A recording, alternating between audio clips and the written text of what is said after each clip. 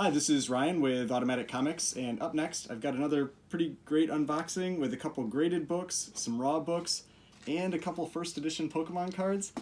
And since everybody's kind of talking about it right now, I will also kind of give my 2 cents on the recent CGC price increases. So stay tuned.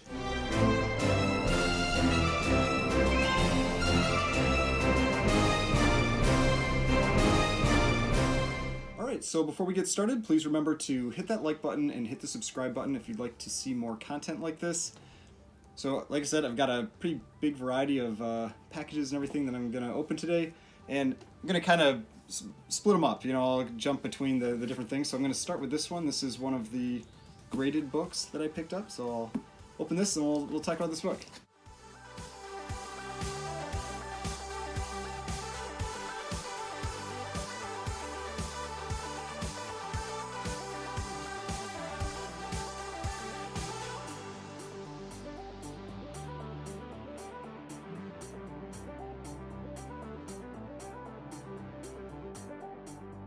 Alright, so I have mentioned this book in the past as one of the books that I have really recommended picking up.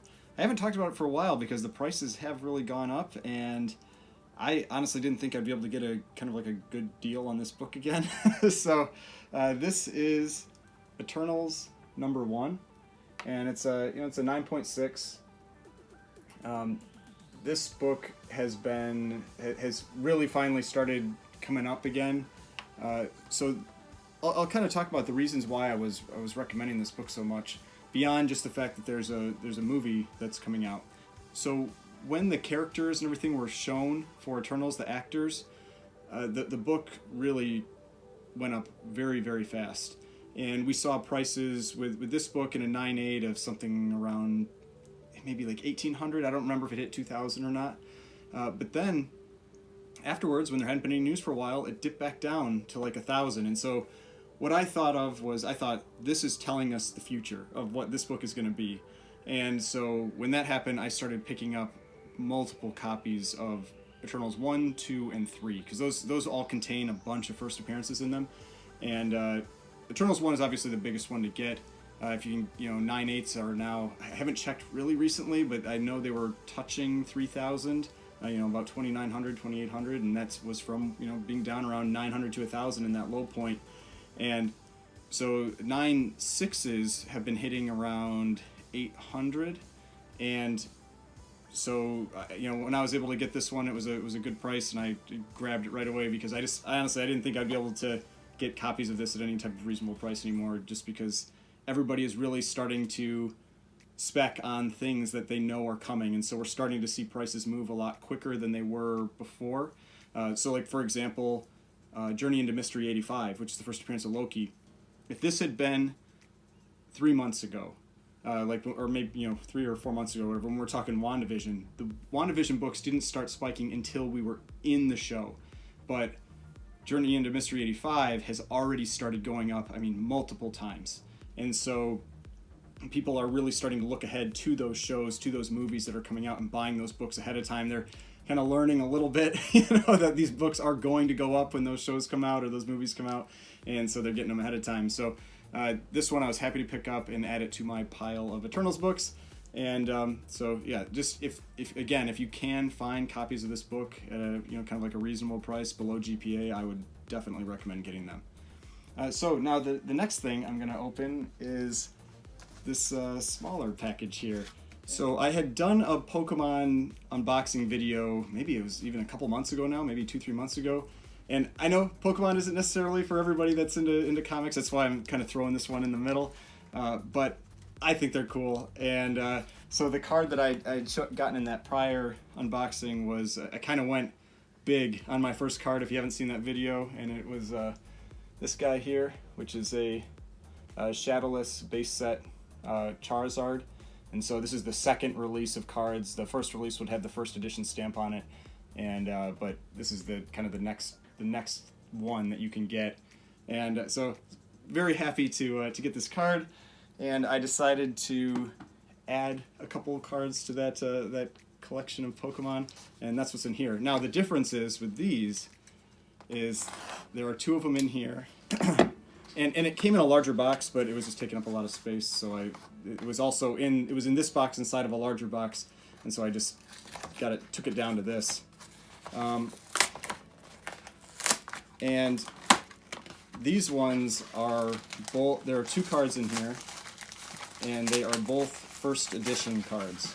And so with the early Pokemon sets, they had multiple printings, and so with the base set, you had first edition, then Shadowless, then Unlimited, and in the subsequent sets, for a little while, because you have Jungle, and then Fossil, and then base set 2, and then Team Rocket, and some others, and those ones had first edition and then Unlimited.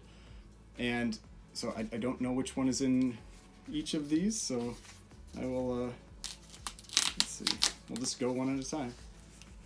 It's nice packaging, though. These are, it's... Alright, which one is this? Awesome. Okay, so this is the one, like, next to the Charizard. I'm super excited to get this card. And so this is from Team Rocket, and it's a first edition card, and it's the Dark Blastoise holo card. I mean, I love that holo. Like, it looks so good. And, I mean, yeah, it's just an incredible card. And so you can see this is first edition because it's got this little first edition stamp right there. And then the R indicates that it's from Team Rocket.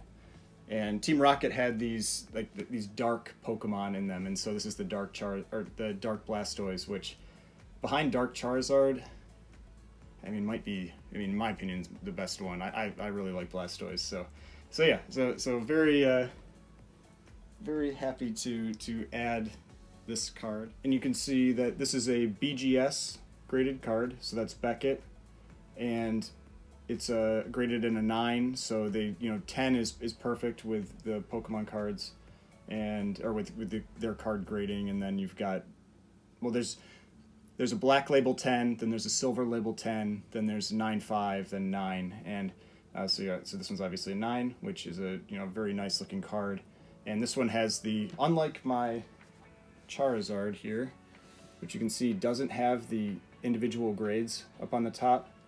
This one does. So that's just one of the different options you have when you're getting these cards graded, is you can have them provide the individual grades for the components of the card. So in this case, the centering, the corners, the edges, and the surface. You can see this one actually got 2 at 9.5, 1 at a 9, and just 1 at an 8.5. So this is a really solid 9. And so again, very happy to get that card. I love the holo on these. I think it's so cool. And so now we've got this one here, which isn't as high on my list as the Charizard and the Blastoise, but it is still a really cool Pokemon, like a Pokemon that's very desirable. And this one though is from first edition base, and this is the Gyarados. And again, it's the holo, and this is, you can see up there, first edition base, or 1999 base first edition, thick stamp. So what thick stamp means is within the first edition stamp right here, there's called a thick stamp and a thin stamp. And it's just, if you look at the one in them, they'll look slightly different between the thick and the thin. But one is supposed to be slightly more rare than the other, but I wasn't really too concerned with that. But this one is an 8.5, also Beckett or BGS, and has the individual grades on it. And again, it's a solid 8.5. 2 9s, an 8.5, and an 8. So, but yeah, the holo looks really cool on this. And just Gyarados, which is just, to me, is one of the other kind of like, other than the kind of like the starter Pokemon, he's one of the top for me that's in that first edition set.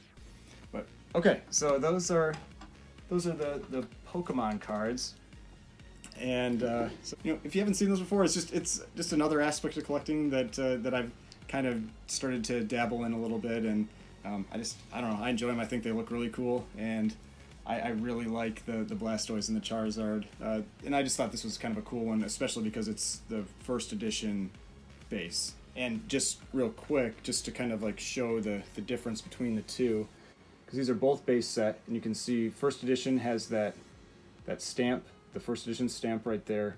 Shadowless doesn't have that stamp, but it still doesn't have a shadow on this side by my, I can't really move my finger, but this side over here, there'll be a shadow on the unlimited cards, and neither of these have that shadow.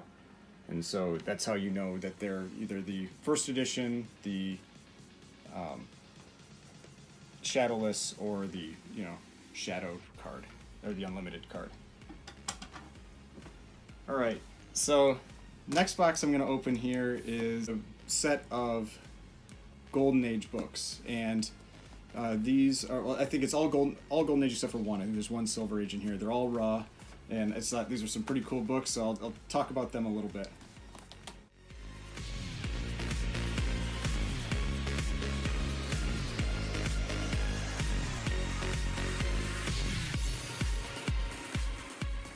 All right, so I don't really know what order they're going to come out in, so we'll just start from the first one.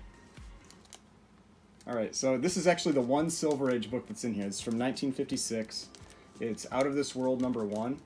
And I got this one because it was pretty cheap. I think I paid $60, and it's not like a super high grade or anything, probably like a 4 or 5, something like that. But I just thought it was a really cool sci-fi cover. It's got these aliens on the front, it's got this rocket on the front, 1956. Right after the Comic Code. Comic Code was 1954, and so we're only a little bit after the Comic Code, and that's what you can see up here. So this is how you know it's not a pre-code, sci-fi book or anything like that. But I thought the colors were real bright, just a kind of a cool book. And early sci-fi like that is always fun to get, always popular books. All right, so let's see what the next one is.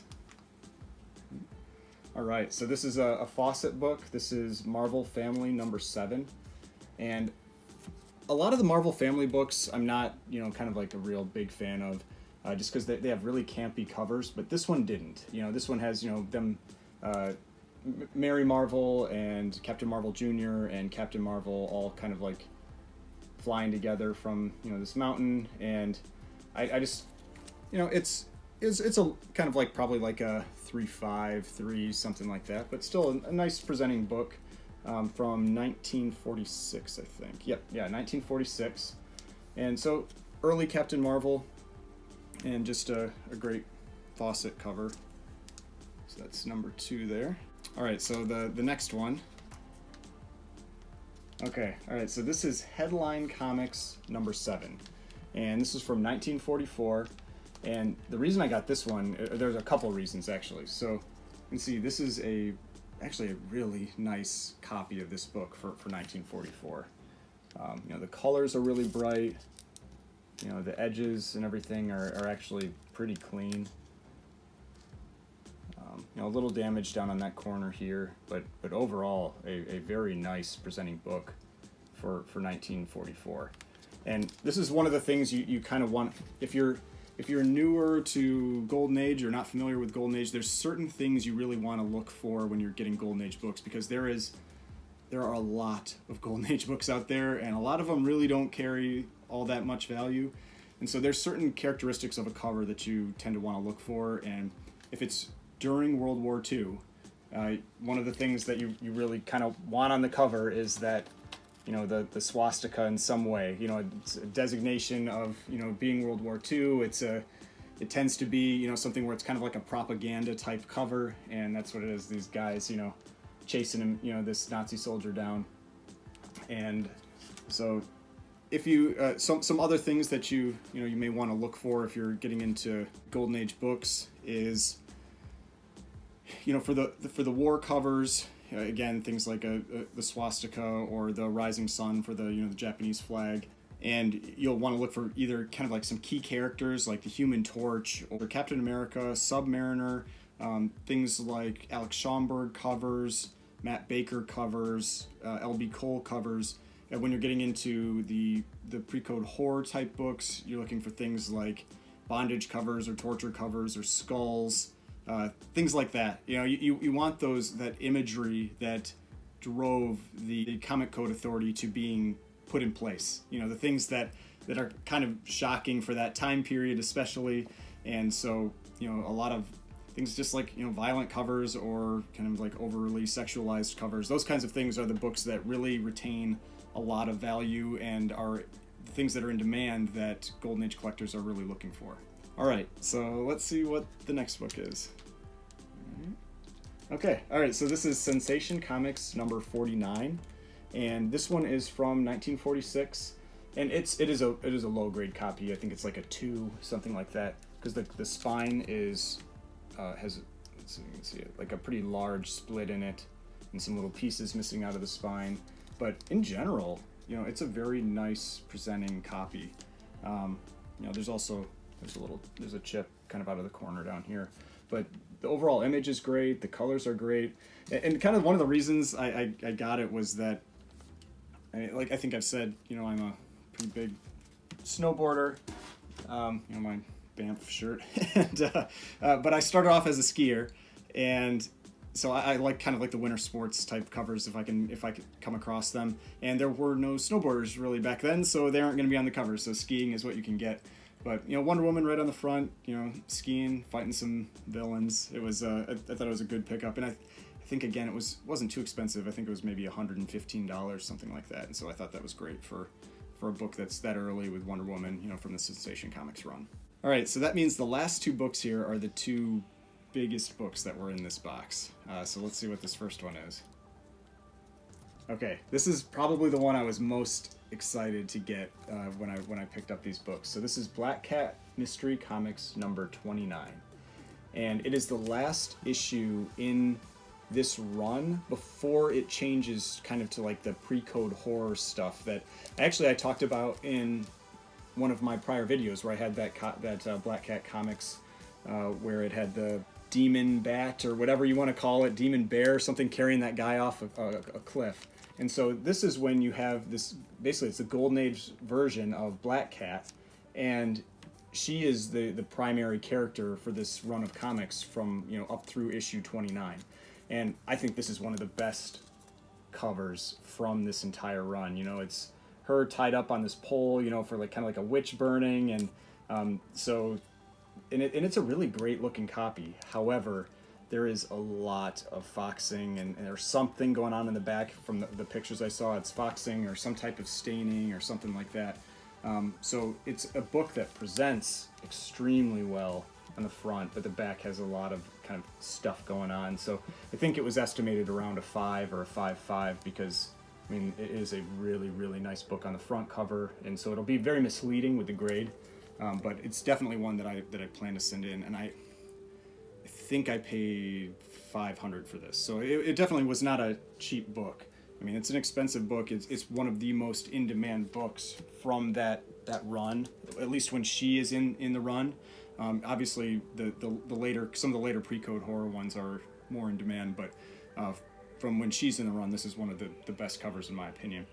But very excited to get that book. I'm definitely gonna take a close look at it, and I plan to send that one off for grading. So the last book here is from 1943, and this is another kind of like Nazi type cover, and so this is Boy Comics number 11, and I mean this cover is pretty great. I don't remember exactly what I paid for this. I think it was around $400 or $425. It is a low grade copy, largely because of this right here. So you've got this piece of tape kind of like holding the cover on, and this piece that's out right here where the staple is, and it's the cover is dirty. It hasn't been cleaned or anything like that, but it could probably be cleaned up to present a little better. In general though, the cover picture is great, but you can see again you've got this kind of like the Nazi imagery right here, but this one also has kind of like a headlights cover, and the character on here is named Ironjaw. So you can see, Ironjaw, who his first appearance was in Boy Comics number 3 in 1942, but he is a pretty big Golden Age villain, and I think having him on the cover, and then these, the fighting going on in the background, and just I think it is a great cover. Again, it's a low grade book. It's probably a 1.5 or a 2 or something like that. But it's the fact that it exists and it still actually presents fairly well. I am definitely happy to have this book. So that one and this one, they're my two favorites by far that are in this set of books. All right, so now down to the last book, and we'll cut into this and we'll talk about this one.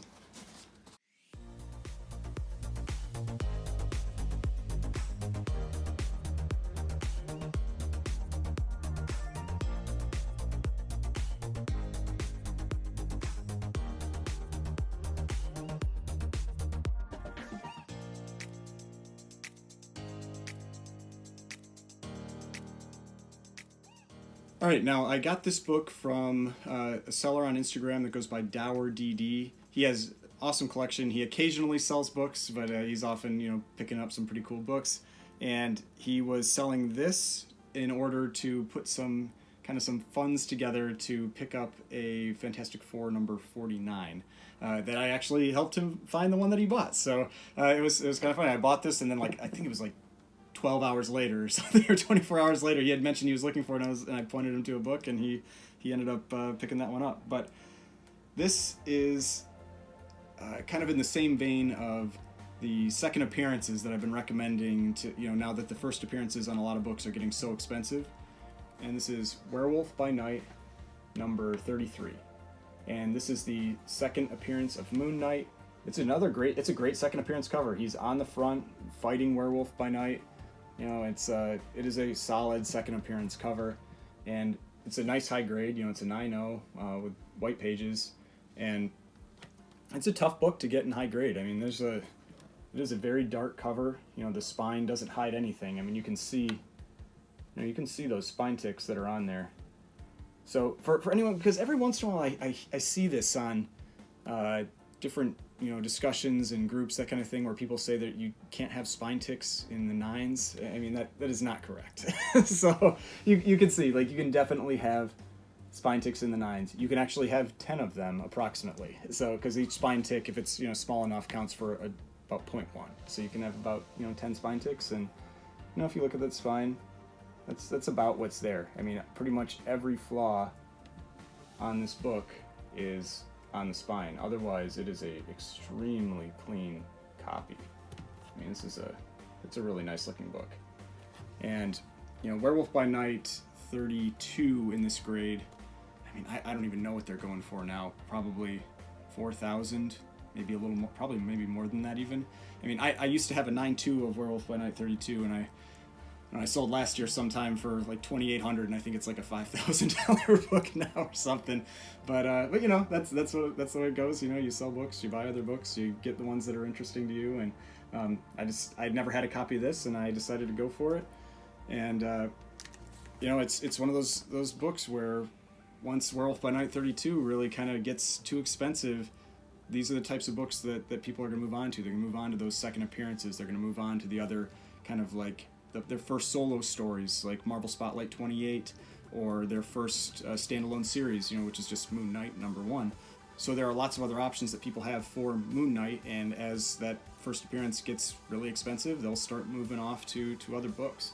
And we've really seen that with some other characters like Wolverine. I mean, Hulk 181 has just gone crazy. I think I saw a 7.5 sold for over 10,000 maybe this last weekend, something like that. And then in 180 has now started to get very expensive, which is his first cameo. And Giant Size X-Men number 1, which is his second full appearance, is extremely expensive already on its own. And so people have moved on to his Wolverine number 1, the miniseries, the Frank Miller miniseries, as well as Wolverine number 1, that his first kind of run of books, and then Incredible Hulk 340, the famous cover where he's battling the Hulk. I mean, people are moving on to those other books, and it's the same type of thing that's happening here. For example, I think I saw Moon Knight number 1, a newsstand 9.8, sold for over $1,000, I think this last weekend. And so those books are getting much more expensive now, and So it's good to try to get ahead of the curve a little bit with that, because we can see it coming. Those shows, we know they're coming, and people are buying up those first appearances. So it's good to move on to other appearances of those characters. Now, I also said I wanted to briefly talk about the recent CGC price increases. Based on when I released this video, I believe they would have been announced yesterday. But basically, they removed one of their tiers. They increased the prices for all of their other tiers. They removed the discounts for most of the membership levels. The only one that still remains is the highest level, that whatever the premium level is, the $300 one. You still get the $150 of free submissions on the one that's right below that, but you no longer get the 10%. That 10% has now gone with the more expensive tier, and it's no longer 15%. I would guess that the dealer tier probably dropped from 20% discount to a 15% discount, but I don't know. You can't see their dealer tier very easily on that page, so I don't know what the new pricing is for that. And one other thing, I think causing a lot of confusion with people, was the 25 book pre-screen option that exists that a lot of people use today. And there was a screenshot going around that seemed to look like the 25 book pre-screen wasn't allowed for modern books anymore. It was only for the other tiers, the more expensive tiers. However, there was also a section on their page that showed that it was available for all tiers. And so people were, creating videos saying how this is going to impact how they submit books, and it was going to have a big impact on people that pre-sell 9/8, that kind of thing. But after talking to a couple people and getting, it seems like, some clarity on it, what it looks like is that the pre-screen option is still available for the modern tier. What that screenshot was of the pressing pre-screen. And so that one is no longer available for modern books, but the pre-screen for modern books, for like those 25 book submissions, is still an option. Now, personally, for my thoughts on it, I think the price increases and everything are good. They are necessary because CGC is clearly overwhelmed with submissions right now. I mean, huge backlogs where they aren't even putting books into their system until they've been sitting there about a month. And then after that, it's even about, 53 or 55 days for books to get graded. And so your books are going to be sitting there for 3 months, 4 months, maybe more. And then if you add in any type of pressing, you've got 6-8 months, that your books are gone. So this is a necessary step, because it's business 101. If you have too much demand, you have so much demand for your product, which they do, that you can't keep up. The way you reduce the submissions or the demand for that product is you increase your prices. And so they will likely still make as much money or more money. They'll have reduced submissions, and then they will hopefully get things back on track where you don't have these really extensive processing times, and also ideally get some of these quality control issues under control, because they grade thousands of books a day. You're going to have issues that happen every once in a while. I mean, I watch a lot of different YouTube channels, people doing unboxings, and it was way too often that I was seeing books that had labels flipped. Like if I had, say, these two books that I submitted, the Werewolf by Night label would be on the Eternals book. The Eternals label would be on the Werewolf by Night book. I mean, I saw that happen multiple times, which should never happen. Completely unacceptable to have that kind of thing happen. It's pretty clear which book is there. There is no reason to have the labels flipped.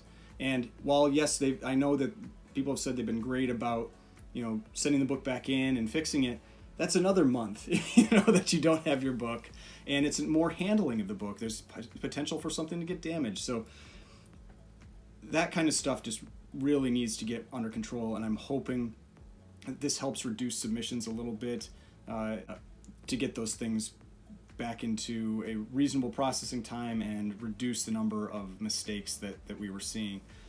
Now, honestly, I kind of wish they would have eliminated the 25 book pre-screen. I'd probably get some hate for that, but I think that's really where a vast majority of this volume is coming from that they can't handle. I mean, it's those, you see people submitting 200 books at a time, and I mean, it's a lot, you know, and I'm sure it takes a lot of time to work through all that, and you end up with a lot of, like, you know, like with the cards, what they talk about, like junk slabs, you know, where it's just books that don't really have any value when they're graded, and it's consuming the time of the grading company that then makes it so that all the other books can't get through and everything gets backed up. So I don't know. I mean, is that I'll probably get some hate for my opinion on this, you know, but I do think that it is a good thing that they increase prices. If it moves some people over to CBCS, I mean, fine. That's the type of thing that they're probably looking for. They're wanting to reduce their volume a little bit so they can get things back under control, and I think that will likely have that impact. But I don't know how much of an impact it's going to have. I mean, the prices didn't really go up all that much, and if they're still allowing all the pre-screens, they're still going to get a lot of that volume. So we'll see. But those are my thoughts on it, and I hope it helps get CGC, you know, back firing on all cylinders, and everything works out, you know, well for them with this. So those are all the, you know, packages that I had to open. I had some pretty cool books, you know, some early Golden Age books, and as well as, you know, whether you like them or not, you know, I think some cool Pokemon cards, early first edition Pokemon cards, as well as I think some great books to pick up right now with Eternals, with the movie, you know, that's going to be coming out later this year, and then the second appearance of Moon Knight, who's going to be having a show eventually on Disney Plus. So, you know, go out, look for those books, and because prices still seem to be going up, so I obviously don't know how long that's going to continue, but for now, pricing still seems to be very strong, especially with the, you know, key issues, and we're seeing new records still fairly regularly. So yeah, if you enjoyed this video, please hit that like button. If you'd like to see more content like this, hit the subscribe button, and I will see you in the next video.